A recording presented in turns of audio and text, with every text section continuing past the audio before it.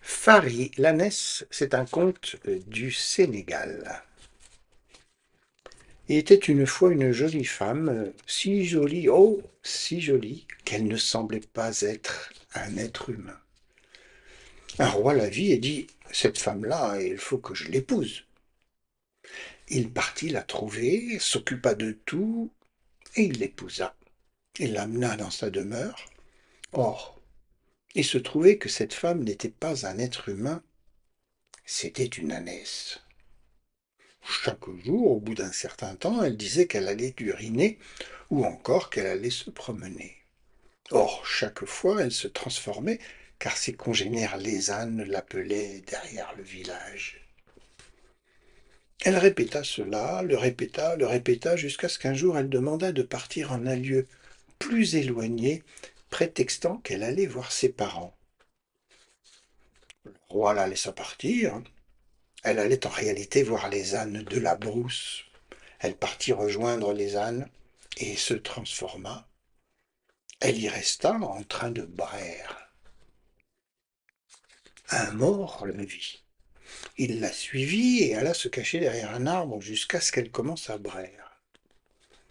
Alors le mort se faufila furtivement et revint à la maison. Et il dit, ô roi, je jure aujourd'hui, je vais te dire une chose, si ce n'est pas vrai, tu pourras me tuer. Le roi lui dit, ah, ah, moi, le menteur, je te tue.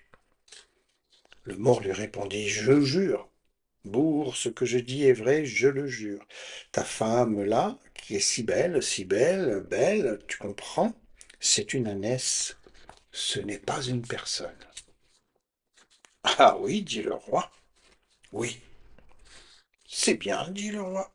Le mort dit alors, si elle te demande encore la permission, fais-moi accompagner par quelqu'un ou toi-même, suis-moi. Un autre jour, la femme s'adressa encore au roi.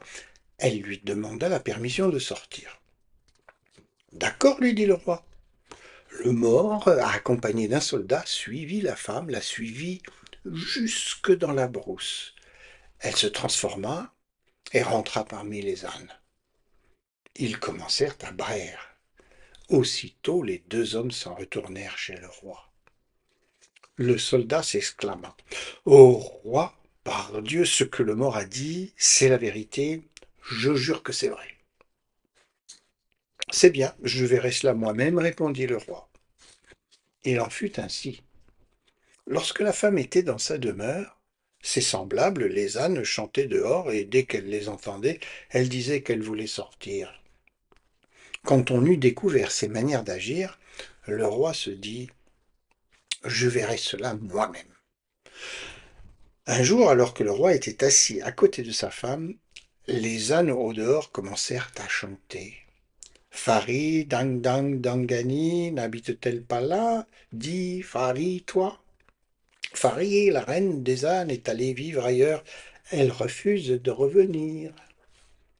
Le corps de la reine commença à se transformer. Tout son corps. Brusquement, elle se métamorphosa en ânesse au beau milieu de la cour. Le roi prit son fusil et tira sur elle. Elle s'écroula. Puis il fit appeler le mort et le soldat pour les récompenser. C'est là que le comte alla tomber dans la mer.